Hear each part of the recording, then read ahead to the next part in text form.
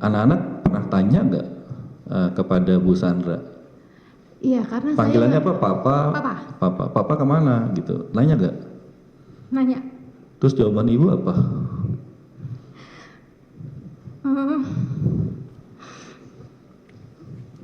Karena memang anak saya laki-laki, jadi saya tidak terlalu bisa mengajak anak saya untuk main bersama. Jadi memang anak saya sangat dekat dengan suami saya. Anak saya selalu bertanya, Papa di mana? Kenapa nggak anterin sekolah lagi? Kenapa tidak mengajak mereka untuk bermain bersama lagi? Karena suami saya juga yang menyuapi anak-anak saya, menemani anak-anak saya tidur. Saya bilang ke anak-anak saya, Papa wamil, jadi nggak bisa ketemu dulu. Papa lagi wamil, ibu. Iya. Ibu wamil dibilang wajibnya. Karena anak saya taunya BTS yang mulia. BTS itu orang Korea, jadi mereka tahu orang Korea ini wamil, BTS itu wamil. Jadi saya bilang, papanya lagi wamil. Itu diam aja gitu. Percaya, cuman tiap hari tanya, tiap hari berdoa supaya wamilnya selesai. ya wamilnya cepet-cepet selesai. Dan cuman tanya kapan bisa bertemu dengan suami saya, karena memang anak-anak saya sepertinya lebih dekat dengan suami saya. Ya, begitu family man ya Bu ya. Iya. Makasih Bu Sandra. Kalau kami sebagai keluarga, orang-orang yang terdekat dengan beliau, kami sangat mengetahui karakter beliau. Beliau tidak mempunyai karakter merugikan siapapun. Saya tidak pernah tahu kakak ipar saya menolong siapa saja. Tetapi ketika kakak ipar saya sedang tidak ada bersama-sama dengan kami, saya banyak sekali mendapat informasi dari teman-teman saya, dukungan doa, karena kamu mempunyai kakak ipar yang sangat baik. Jadi kakak ipar saya juga seseorang yang sangat menyayangi keluarga. jadi tidak hanya istri, juga Anda sebagai adiknya juga Tidak. dianggap sebagai bagian keluarga. Bahkan Sehingga pada dia orang-orang yang disayang. mungkin random, tidak dia kenal. Ketika dia tidak ada bersama-sama dengan kami, saya ada aja. Banyak teman-teman saya menyampaikan dukungan doa karena mereka tahu. Kamu tahu bahwa kakak ipar kamu membantu ini, itu yang kami aja tidak pernah tahu. Jadi begitulah karakter kakak ipar saya. Kalau Bu Kartika pernah tahu tentang perannya Pak Harvey di Bangka pada masa COVID, pernah dengar?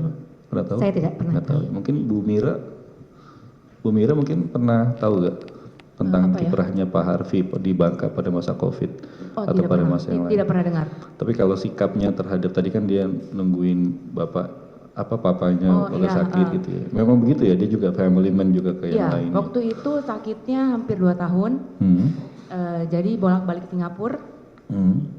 Jadi saya jagain mama, kakak jagain papa bolak-balik. Karena kalau mama maksud mungkin takut capek ya.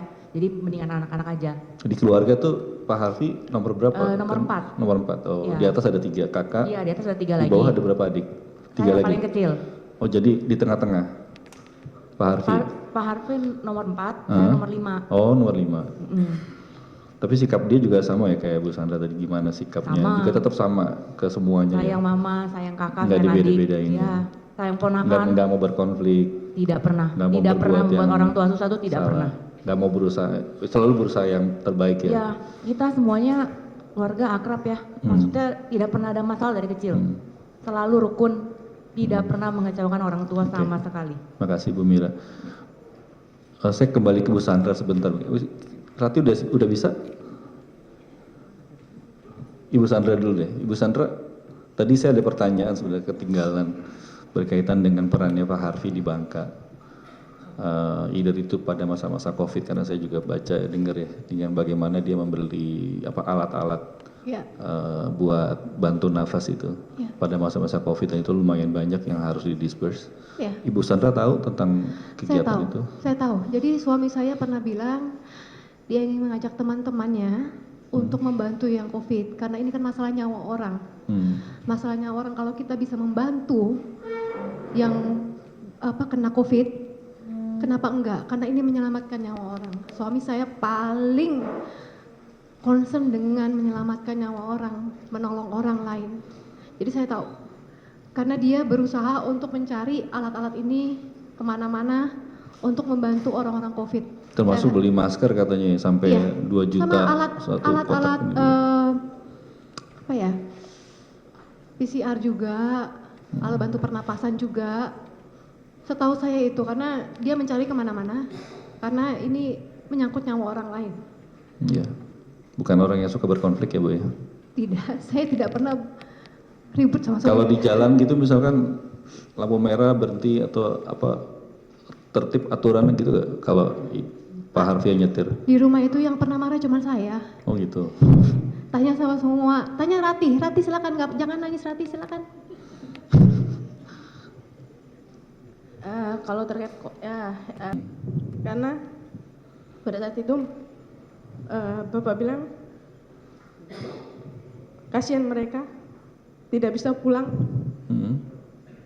Tolong selama 3 bulan ke depan gaji mereka dikali 3. Saya kaget karena sebaik itu seorang bos memikirkan karyawannya.